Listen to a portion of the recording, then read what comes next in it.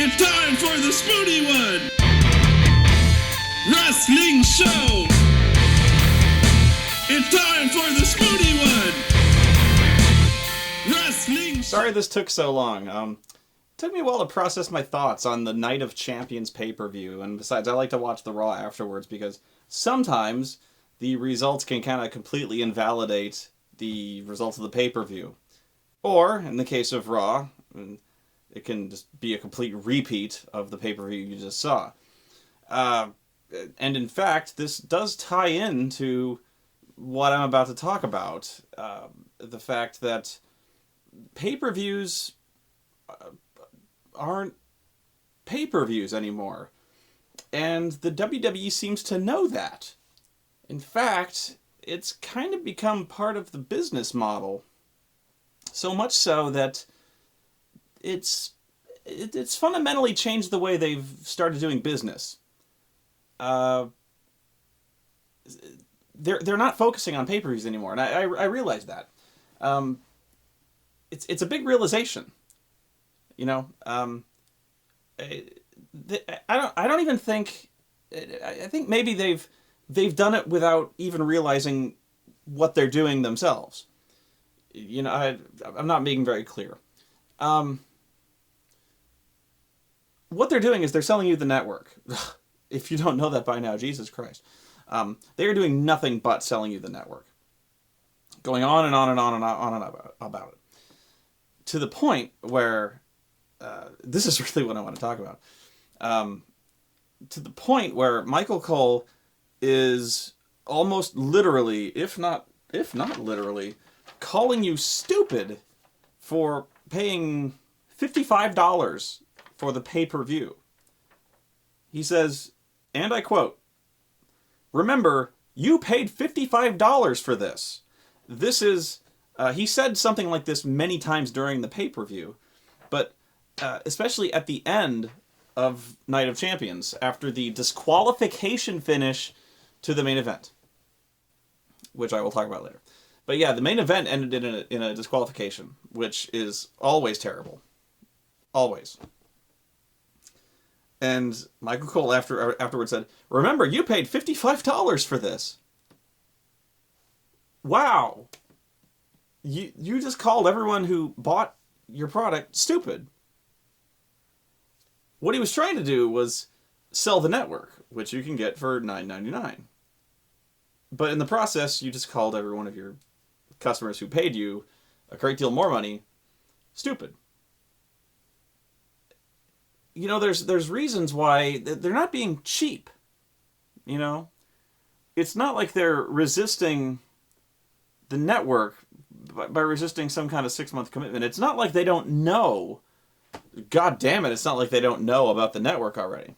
There's reasons why one might not get the network. A lot of reasons. You know, bad internet. For one, I have really good internet, and I had problems with the stream. Stream went down 3 times. I have very good internet, you know, and the stream was shitting itself like crazy. I missed the end of, which match was it? The Tag Team Championship match. I missed the end of it. It flaked out completely. I didn't see it. Luckily, I was able to go back and watch it as the show was going on, which I missed the end of a match in WrestleMania.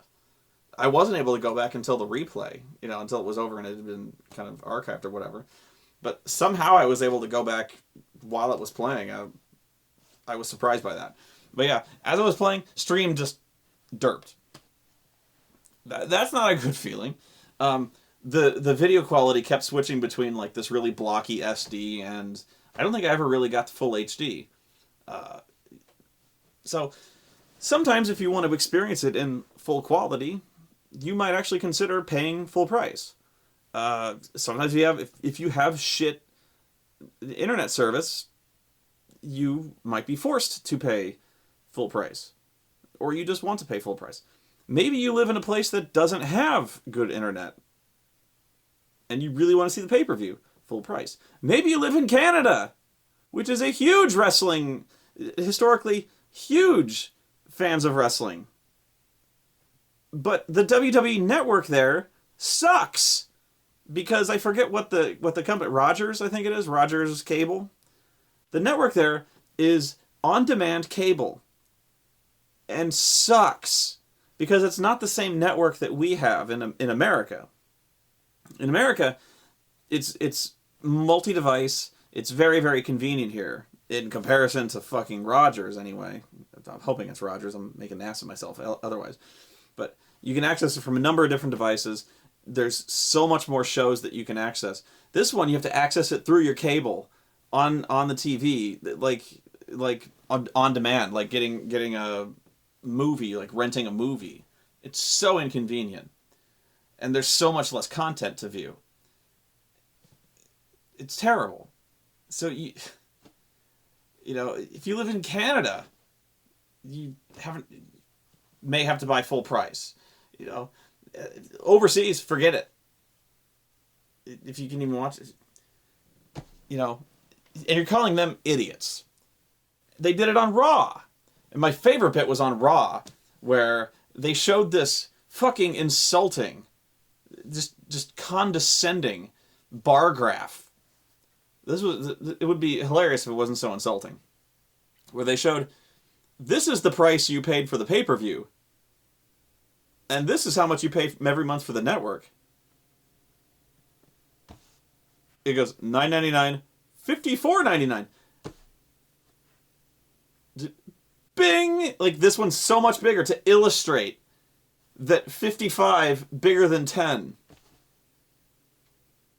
You needed a bar chart to illustrate, like, oh, I get it. And you know what? It probably did help some people. I'm insulting you now. No, it's like, do the math, people. Like, some people just don't want the network, you know, and then they put on a shitty show, you know. They put on a shitty show on purpose, you know. And then they say, wow, you paid $55 for this shit. How dumb are you? Like, look at this shit. And you paid for it. That's what they're saying. Amazing to me. Amazing. Can you imagine if... You don't have to imagine. They're doing it. Like, they're like, look at that. Wow, that was shit. Wow. That was some bullshit. You paid for that. Wow. Wow. You know, you shouldn't do that again. But buy the network. You can watch this shit for way cheaper. At least you won't feel as robbed. That's what they're saying. You won't feel... $10, wow. You got fucked up the ass. But for only $10 a month, well, that won't sting quite as much. And you can subscribe to a monthly ass fucking. You might get to like it. I don't really know how much, if I can keep doing this. You know, it's actually really, I know people keep saying that, like, you know, I'm going to stop watching. It's actually legitimately, it's not that I don't like, it's not like I object to John Cena. I keep saying this. John Cena is extremely talented, extremely charismatic. Honestly, I got no problem with John Cena. I don't. It's the way he's being utilized. It's the way... Actually, I do have problems with John Cena. Whatever. It's the way he's being utilized. It's the way he's being booked. You know, as soon as I saw... You know, remember how excited I was after he got crushed at the last pay-per-view by Brock Lesnar. Nobody had ever seen anything like that before. Or at least for the WWE anyway. Probably may have happened elsewhere or something like that. But I was so excited. I was like, we have seen something that is historic. You know, the guy who doesn't sell anything just got destroyed. Never seen a title match like that before. Have to see where this is going. We've established a monster unlike anything that has ever been established before. Where do we go from here? You know, does John Cena make some kind of epic comeback? What does that journey look like? Does somebody else step up? We have to see the journey here. There's no journey. It was like, everything nice I said about that, fuck that. Why? because the way the story was written, John Cena misses 1 week. One. That week, Paul Heyman comes out and says, John Cena would be here, but he's in the hospital because Brock Lesnar beat him so bad. And I'm like, yeah, that's how you do it. That you have Brock Lesnar be such a dominant monster, he puts people in the hospital. Week after, he's back. Not only is he back, now I was like, okay, well, I hear he's coming back, and I'm like, okay, well, maybe that he comes back, but he's still a wreck, you know. Maybe he's in denial. His pride won't let him admit defeat, you know. You know, like, he's still, like, everyone thinks it's a bad idea. Everyone thinks that, and it's obviously, clearly a bad idea. Like, he's crushed. He's got, you know, bad ribs, bad back. He's hurting. Like, they're like, there's no way you can beat this guy. Not in your condition. You need to stop. No, he's not only back, he's not only fine, he is not injured. He's fine. 100%. A week later, from taking one of the worst beatings in history, straight up beatings in a championship match, fine. But not only that, he is better than fine. He is better than ever. Apparently, legendarily bad ass kickings by Brock Lesnar have rejuvenative properties. It's like visiting the fountain of youth. Not only that, they put him in a match against Bray Wyatt, a guy that previously in redundant months, redundantly took him to the limit in previous pay-per-views. You know, he had trouble with Bray Wyatt. You know, he'd lost matches to Bray Wyatt in cage matches. He'd barely beaten this guy in Last Man Standing. Now, he takes a beating from Brock Lesnar, destroyed. 1 week afterward, he misses 1 week, comes back. Now he's laying the same kind of ass kicking on Bray Wyatt, who gets 0 offense in. I'm like, done. Done!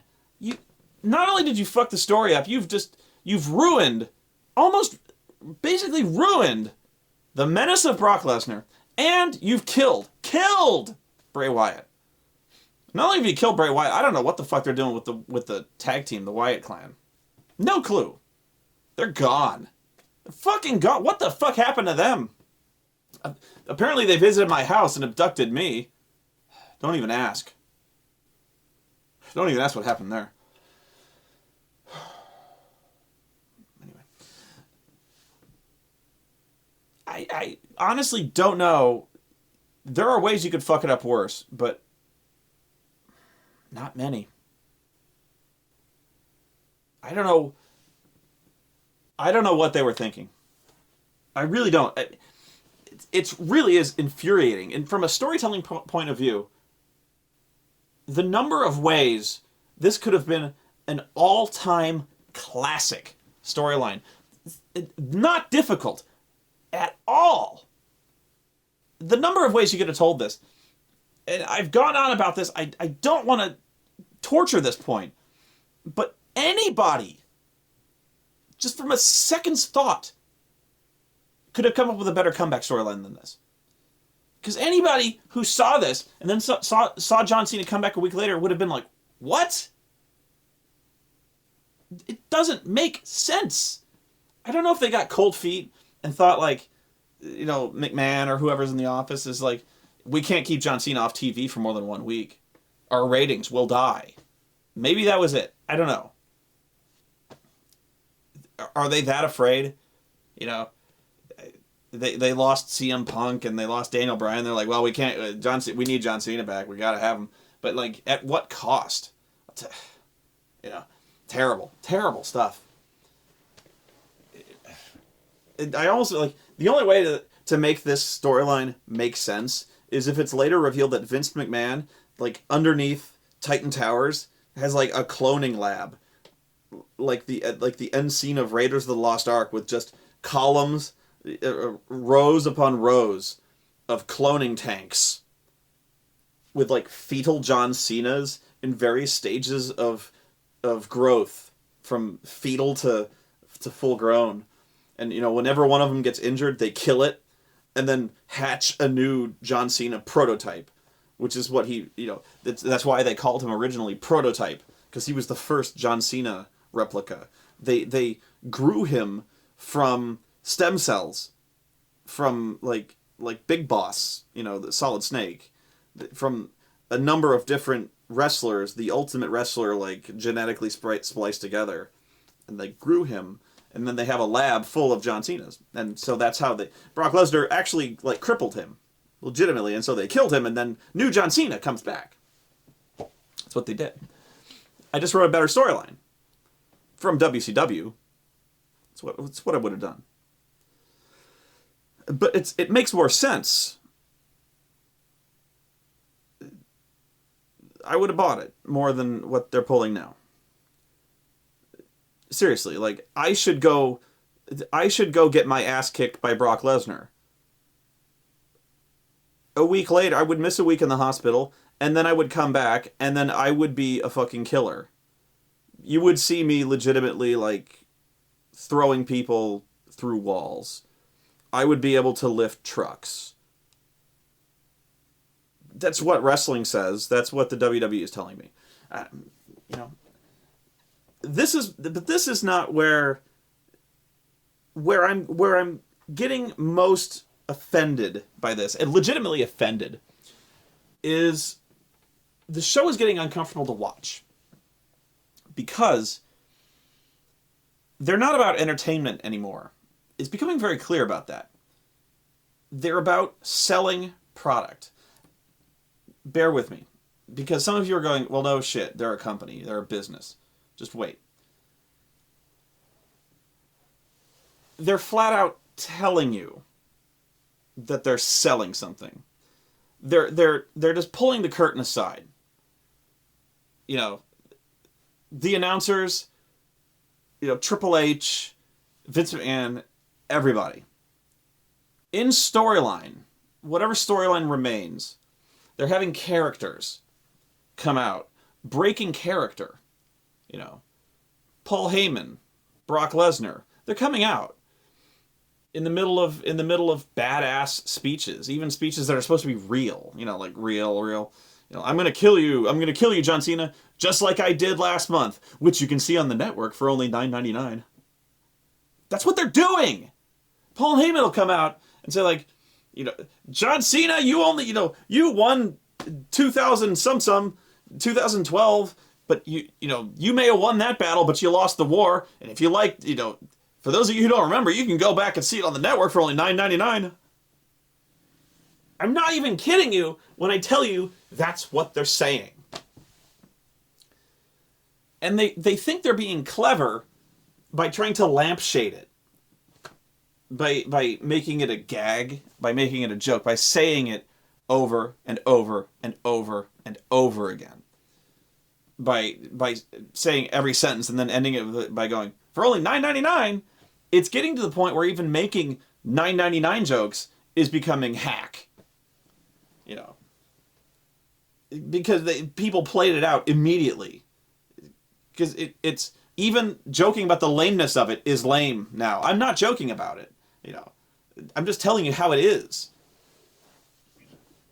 And the reason this is terrible is because it just reeks of desperation. The network must be doing terribly. And they're flat out, they're all but telling you that it's doing terribly.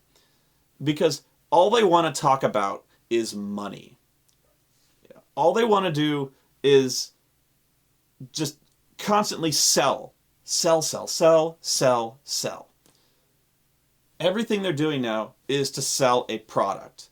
When they're not selling the network, they're selling Total Divas, which is on the network, which you can see for only $9.99. Also, when they're running commercials, they're showing you, don't miss Total Divas, which is on the network, and after that, you can watch a marathon of Slam City, which is on the network for only $9.99.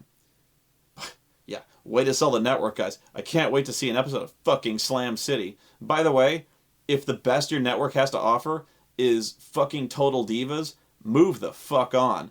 And your best commercial for Total Divas is the Bellas and Eva Marie. First off, you need to get Eva Marie out of the fucking wrestling ring as soon as goddamn possible. She is the worst. I repeat, the worst female performer in the wrestling ring I have ever seen since Lacey Von Erich. If you don't believe me, look Eva Marie up, and then look Lacey Von Erich up. Jesus Christ. Wow. She is wow bad. Rosa Mendez. Look up the last couple of Rosa Mendez matches. Actually, you know what? Don't. Wow. And then they're like, you could see all this and more on fucking Total Divas. No. Don't. Actually, I'm not even sure Total Divas is on the network, but they say it's on, like... I don't care. Who is watching this? Apparently it's getting enough ratings to stay solvent or whatever. They're not canceling it. People are watching it. Who?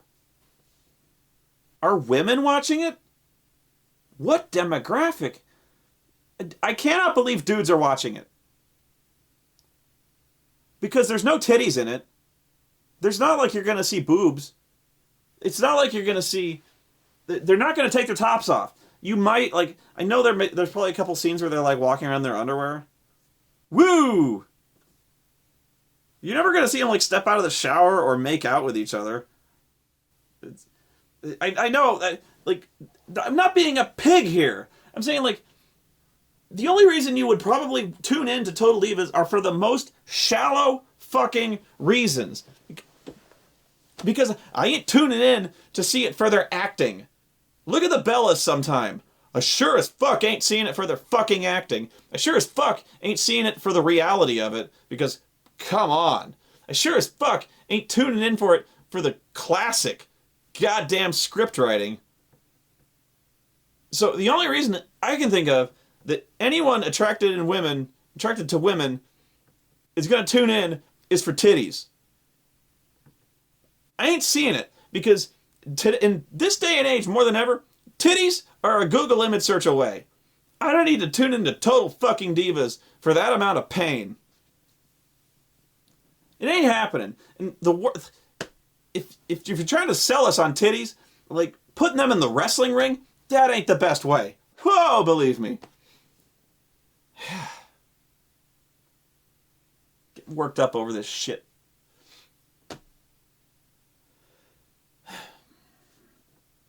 Yeah, they're ramming Total Divas down our throat. I have no fucking clue why. They got that and Legends House, which they're showing more titties in Legends House than they are in Total Divas. And I'm not talking women. They're trying to get fucking mean, probably Mean Gene, but like, everybody's really, Finkel's shirts off, Howard Finkel's shirt off. I'm like, oh my god. And that's just a scripted, by the way. You know, they're taking him to Chippendales dance classes or something. Oh Lord. You know, that's the extent of their originally produced content is fucking Divas and Slam City and Legends House. My God. It's unbelievable. You know, yeah.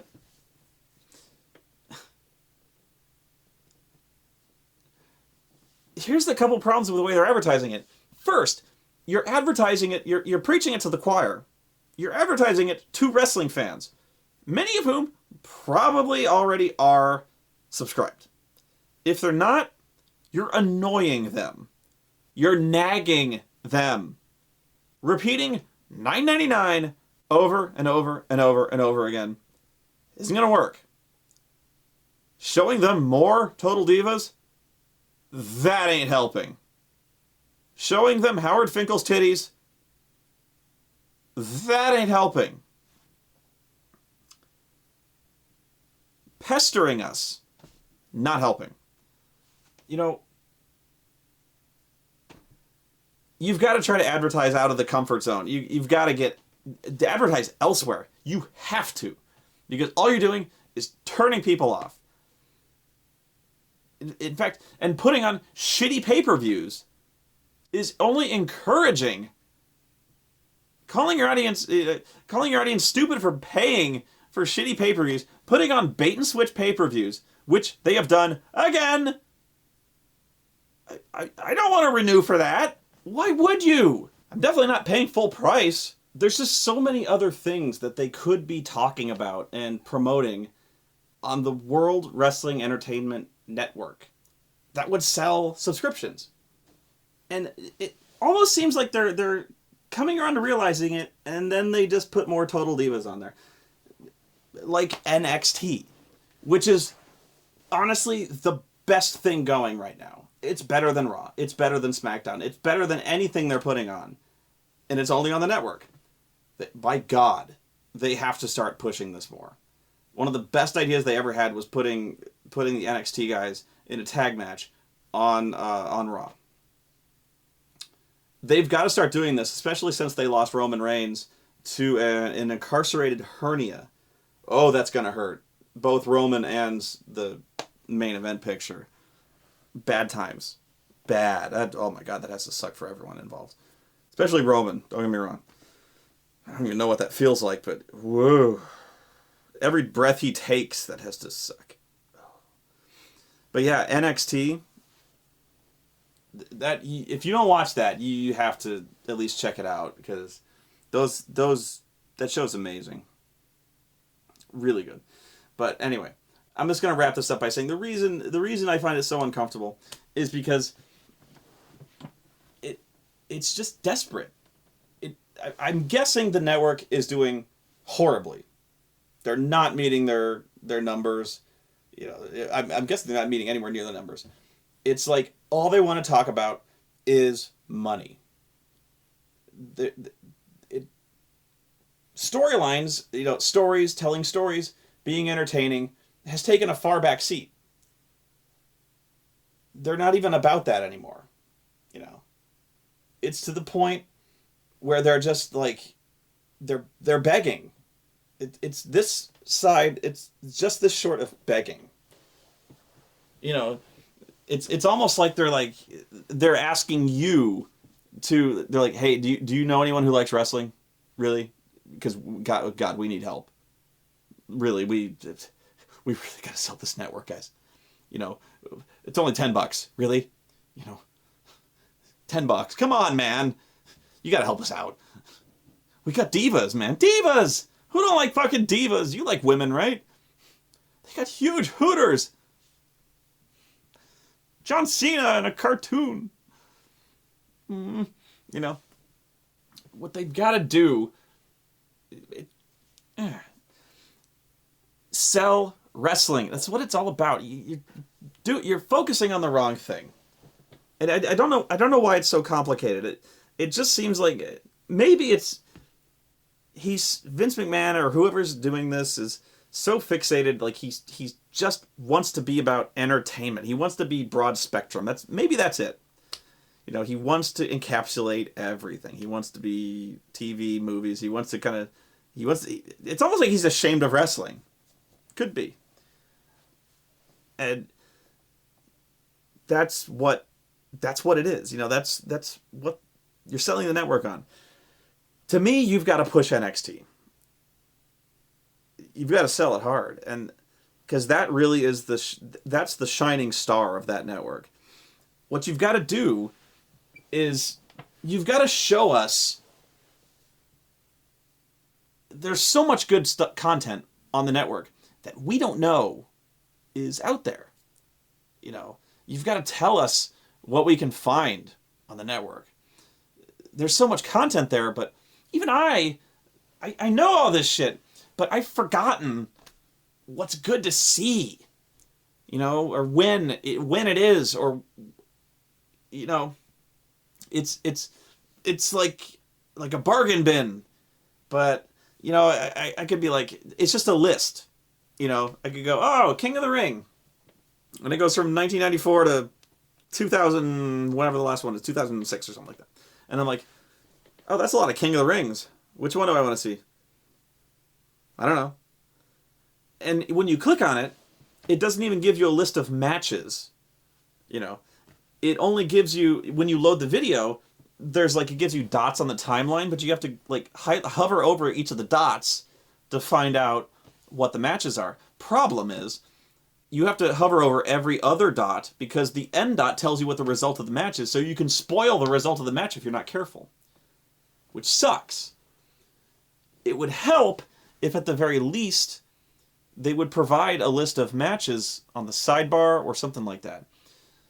But I think if they were trying to sell the network, and this is just me, it would help if like every week they would provide a series of features, like featurettes, talking about really, really cool things that you could see on the network that involve wrestling. For instance, stuff from WCW.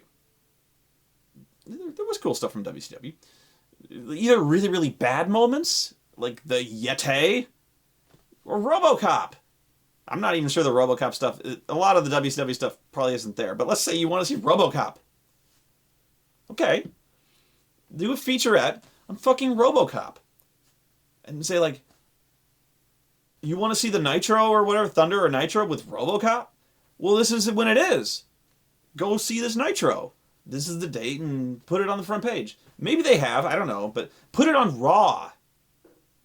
Like, do a featurette on that, and you can see this fucking network, and you see it for $9.99. They may have done, they usually do, like, top 10 worst ideas in wrestling, like a documentary. I don't want to see that, though. I want to see the show. You know, I don't really like those top 10 lists and documentaries. A lot of people do. A lot of people do. I don't want to see the other ones. I want to see the Nitro. I want to see the other matches on that show. Maybe I want to see the Shockmaster. That's an infamous show. Do the show, but those are always on the top 10 lists. Those are always like the top 10 worst ideas in wrestling. Tell me what the show, when and where the Shockmaster debuts. Show me when, tell me when the show's the worst ideas are, and then do that. Tell me when the War Games matches are, and what episodes and what pay-per-views those are. You know, when the Finger Poke of Doom happened. You know, when that shitty fucking, I think it was a Nitro or something like that, but when that shit happened, you know, historic Goldberg matches, you know, do a featurette or 2 or 3 on every Raw and every SmackDown. Tell us when the date is, or tell us what pay-per-view it is, and then point it out on the network and say, like, that was just a clip from this historic match. But if you want to see the whole show, you got to go to the network. That's what I do. That's just me. And they don't do that. You know, they're always about Total Divas, blah, blah, blah. Total Divas, Slam City. And I'm like, I don't give a shit. I don't give a shit about your crappy fucking cartoon. I don't give a shit about your crappy acting divas with their big fake titties. I just don't care. I came here to watch wrestling. Wrestling! That's it.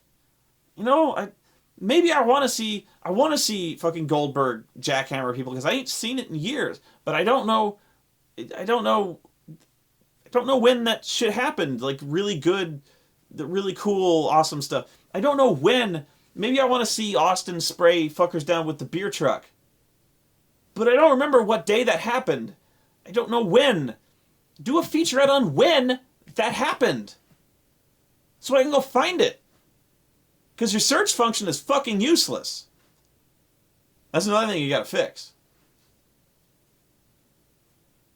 Just do it.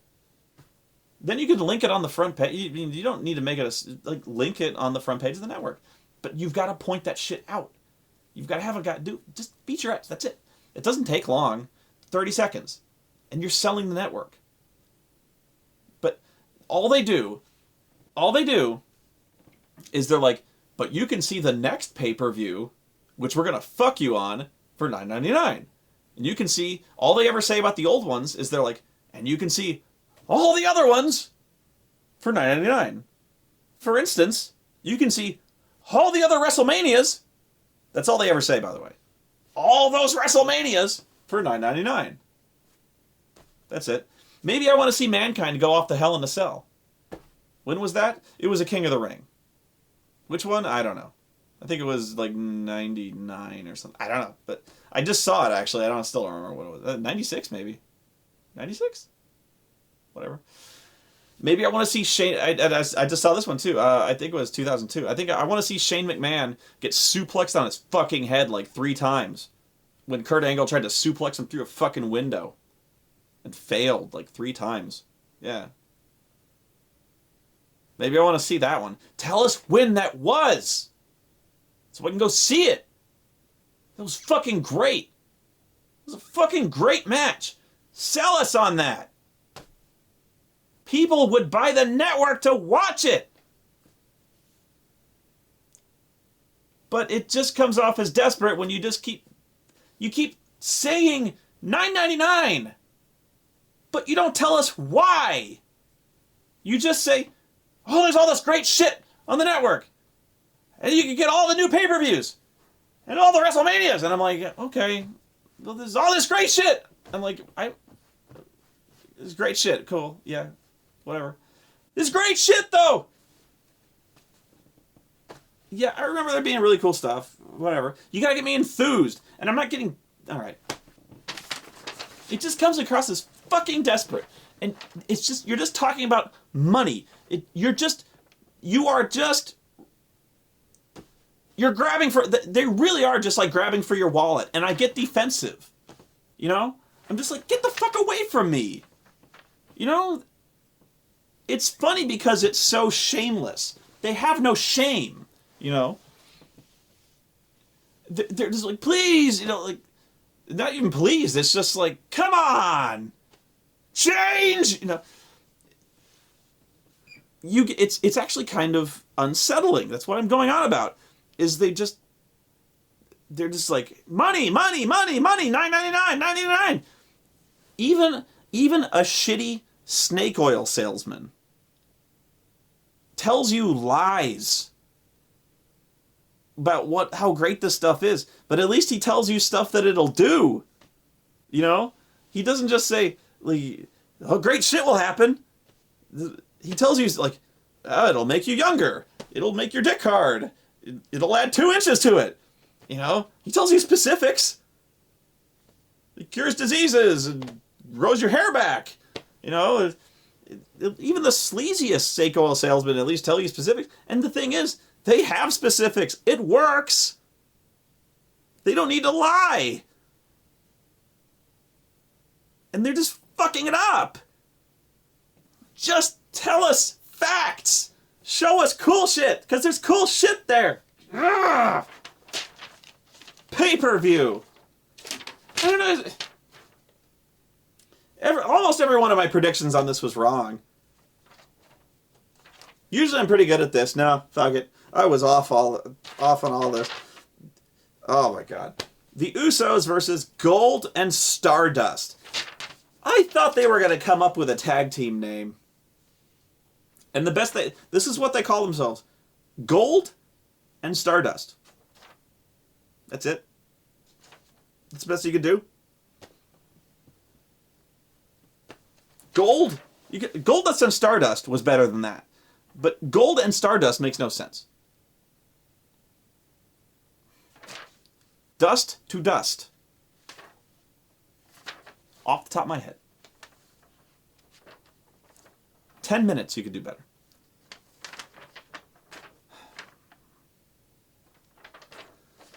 You know, tangent again. Fuck it. I never liked the idea of them. They really want. I'm surprised they wanted to make the Usos like this big tag team dynasty. Really, strange choice in my opinion. Because they were really kind of nothing in the you know the on the totem pole of tag teams for the WWE for a long time. They were virtually jobbers. Then again, so were the Hardy Boys. You know. Historically speaking, going a long way back, they were jobbers on Shotgun Saturday Night, which is a show so old you probably don't even remember it if you hadn't been watching since the 90s. Shotgun Saturday was on Saturday, and it was kind of just like...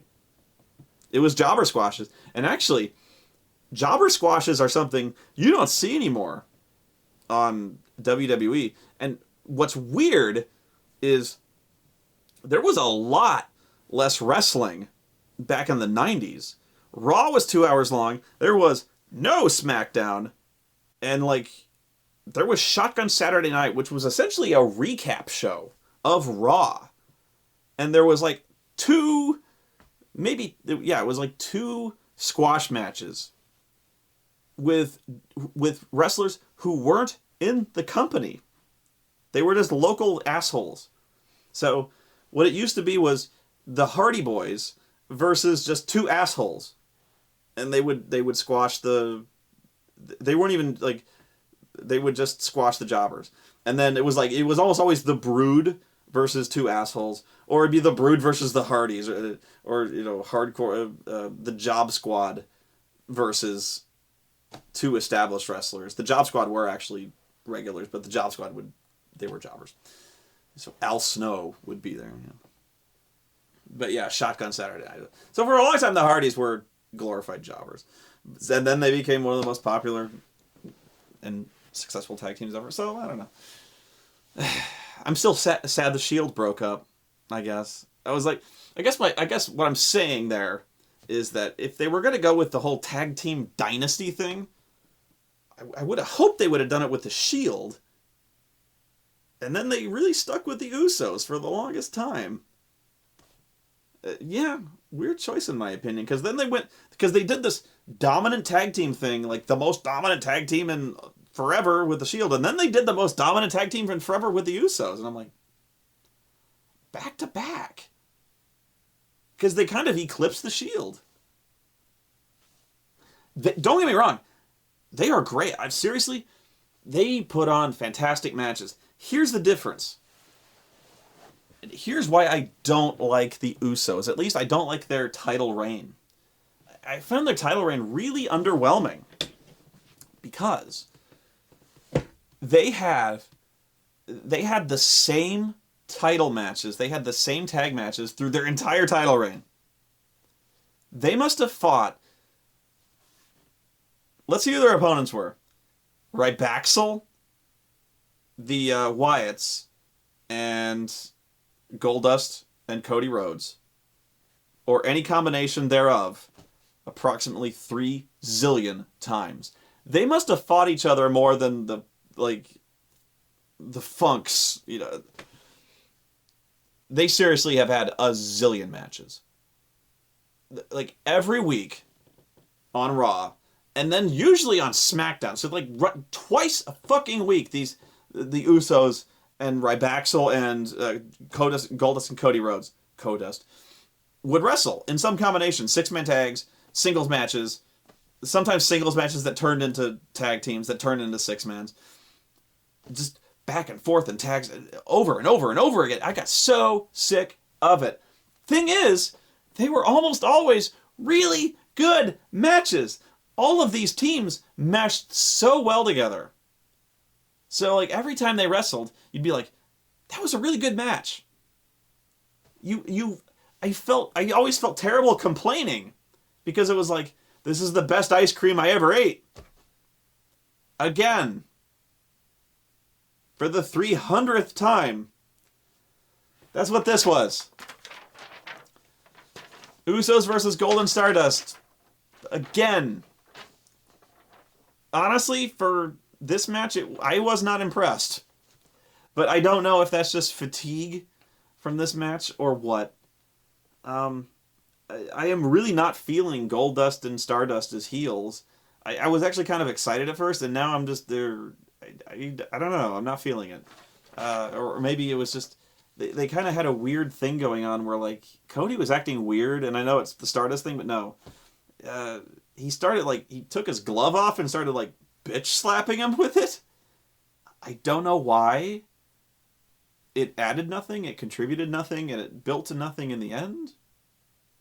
I don't know. They did this thing where the part of the story was one of the Usos was working over I think Stardust's leg in revenge for them hurting his leg, and this did not build to the finish in any way. Like, the story was one of the Usos had hurt his leg. So, like, they were working on that. And so, like, in Revenge, Jay or Jimmy was working on his leg. And I'm like, aha, poetic justice. And nothing happened of it. Nothing happened. I hate that. That's probably my biggest pet peeve with any tag team, is when you can't tell them apart. I know, they have face paint on one side and face paint on the other. I hate twin tag teams. Hate them when you can't tell them apart. The commentators can tell. Because they've been trained. In all these years, could never tell.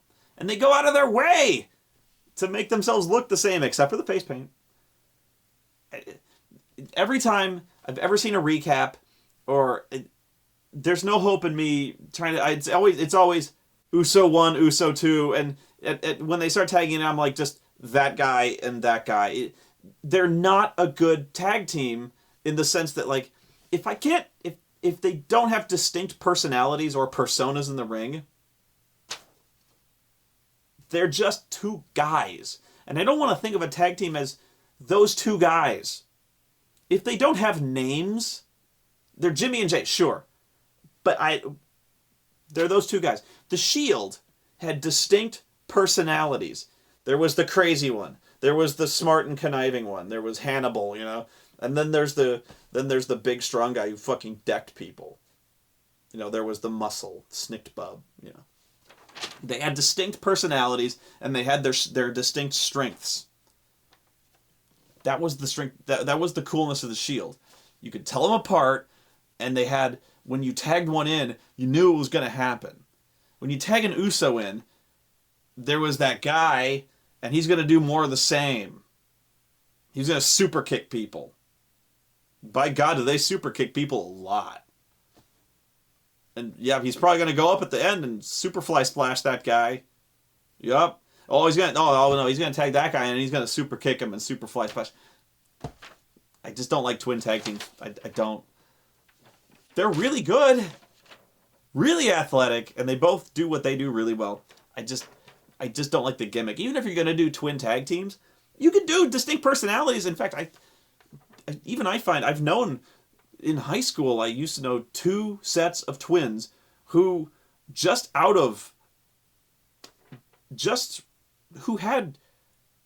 went out of their way really to have distinct personalities because they hated being mistaken. Wouldn't you want to be as distinct as possible?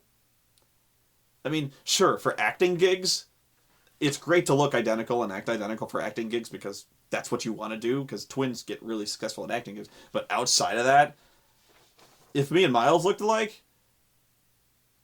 I would not want to be mistaken for Miles, because that's annoying as shit. I would think. I don't know, fucking ranting. Goldust and Stardust won. I did not predict this, although I should have, because I would have thought that they were going to do the dominant tag team thing with the Usos. You know, like they beat Goldust and Stardust, and Cole would be orgasmic, you know, like, I have such a huge boner right now! Nobody can beat these guys! And then the Ascension comes in. I thought they were being kind of groomed for the Ascension. But no, they're kind of doing this thing where they're beating the shit out of Kenta. They're kind of bullying Kenta from NXT, which is why I'd rather be watching NXT. Sheamus versus Cesaro. I knew this would steal the show, and it did. And the crowd did not give a shit. And I knew that too. This was a really good tough guy match. This was a very kind of Japanese style match, where they just two very tough guys, big round balls. Just the very Japanese style being they both have fighting a spirit, where they a lot of Japanese matches do this thing where neither one of them wants to back down. They want to compare their balls, so they just stand at each other and like, ah, hit me as hard as you can. And the guy hits him as hard as he can, and the guy goes, ah, no, hit you as hard as you can.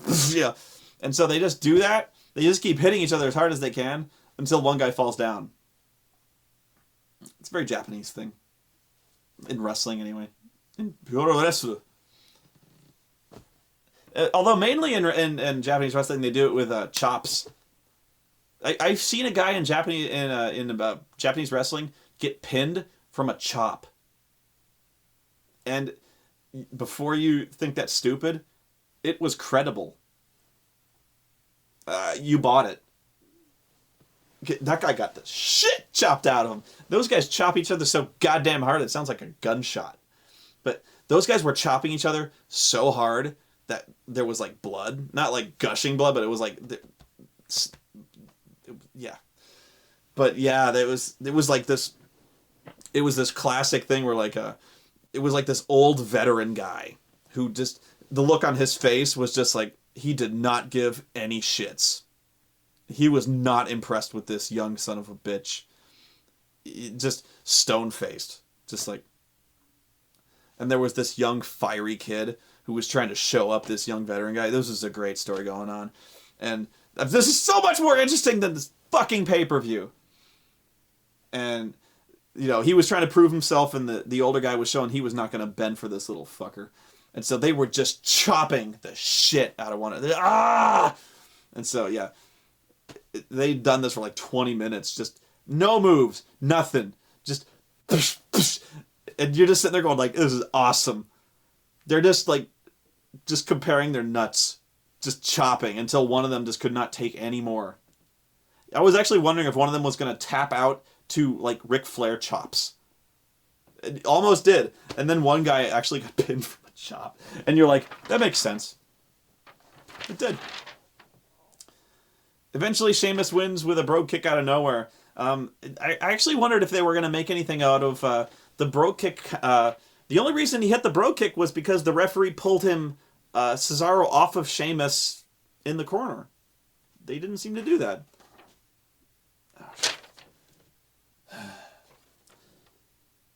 Dolph Ziggler versus Johnny Cage for the Intercontinental title. I hate both these men. They did not put on a good match. They put on an okay match last time. This was not that match. First off, they introduced... now, I admit, I don't listen to music. The new music these kids listen to. Florida Georgia Line, who, just from what I heard recently, suck. There's one who's a scrawny little scarecrow-looking motherfucker, and there's one guy who is not, but they look like they both suck. And they came down for no reason, and they sat at the commentator's table. And then Johnny Cage and Dolph come out. I don't care. And then the commentators, neither do they care. And they proceed to talk to the two musicians about whatever new album they have coming out, and seem oblivious to the fact that there is a match going on. Much more interested about the album. As am I, actually. I am actually considering picking up the album at the time. Because I'm like, stop showing those two assholes in the ring. This music intrigues me. Really, the only guy to escape this angle with any kind of dignity is Damien Sandow, who, it makes me sad to think about how at one time he was actually apparently in the running for the World Heavyweight Championship with the Money in the Bank thing, and they fucking panicked on that one. Oh my god, what have we done? Now he is dressing like Johnny Cage and making a complete ass of himself. But he's throwing himself into it with such gusto. It's actually the only funny thing about it. One can only hope that they kind of recognize that he actually gives a shit. He shouldn't, but he does. And that his hard work and devotion is a benefit and, you know, a credit to the company. Here's hoping. They'll probably blame him for the complete lack of heat. This was disturbingly bad. At one point, Damien Sandow gets in the faces of scrawny scarecrow guy and the ugly guy, and they stand up and they push him down. First off, no. Just from looking at these guys, Damien Sandow would tear them apart. But he's a heel, so the two scrawny musician guys, they're going to shove him in his ass. So... eventually he runs away. One would think this would lead to the finish, where Miz is distracted, he's looking out like, where are you going? And then he gets rolled up and pinned. No. April and I are watching this happen. When he gets, like, Miz is looking at, Damien Sandow running away, and he's like, where the fuck are you going? This is like every match ever ends this way, when there's like a distraction, and he gets schoolboyed and pinned. That's how it always goes. But no, he gets rolled up, he goes, 1, 2, and then he kicks out. April and I simultaneously went, no! We did. We're like, mother, no, end this match, no! It proceeded to go on for another 4 minutes. And we're just like, oh no, no, no, no, no, end it, no! This match was terrible. Where it finally broke down was that Miz catches him in the figure 4. Finally, Miz has figured out how to apply the figure 4. Which injures, at least, Dolph's knee. He's actually selling the knee. He's doing it quite well. Because you get put in the figure 4, it hurts. So he's selling the knee. He's still working too fast. But at least he's not doing the 10 punch at warp speed. He has stopped, at least for the moment, doing the 10 elbow drops. Stop that. Thank Christ. He's still working too fast. Whatever. It wasn't warp speed. But he's doing a really good job selling his leg. He's like, oh, I limp. And then he throws a super kick with it. Good job, Dolph. In the end, Miz rolls him up and holds the tights and gets the pinfall, and he wins the Intercontinental Championship. Wait, no. Did I say hold the tights? He fucking pantses the guy. He basically pulls his tights around his ankles. It was horrifying. I can't even. We, again, screamed in abject horror. Yeah, I never want to think about this again. Fast forward to Raw, where I had to think about this again. Where they had their contractually obligated rematch. This match was better. Until they start repeating the spot where Miz tries to roll and hold the tights, except this time they're facing the hard camera. The hard camera being the main camera that we see. This time Miz rolls him up, pulls the tights down to where we see approximately 3/4 of his ass crack. To which we again start screaming. I never wanted to see him. Dolph is here to show the world we've officially, the world has seen too much. Dolph then proceeds to reverse the roll up and pull Miz's pants down. He pulls the tights and gets the pinfall, and he wins the title back. Which is uncommon, by the way. Both the pantsing and winning the rematch to get your title back. So the title's now ping-ponging back, which actually is happening twice now. I have now seen both the Miz's and Dolph Ziggler's ass cracks. Simultaneously! By the way, during that pinfall, I believe I saw both their ass cracks at the same time. You are not selling me the network. It's not helping. I may never eat again. I did not need to see this. By the way, at the time, I was on no sleep. 24 hours, no sleep. And then you show me Dolph and Miz's ass cracks. I was not in the mood for this bullshit. Still am not. No! Normally you would expect me to go on a tirade about how Dolph pulled the trunks and that babyfaces don't do that. In this case, it's okay when a babyface does it because the heel did it first. It's giving the heel a taste of his own medicine. However, it's still not really okay. Because we saw his ass crack. Typically, it's only like when a chair is brought in the ring, you can hit him with it. Pulling tights is weird.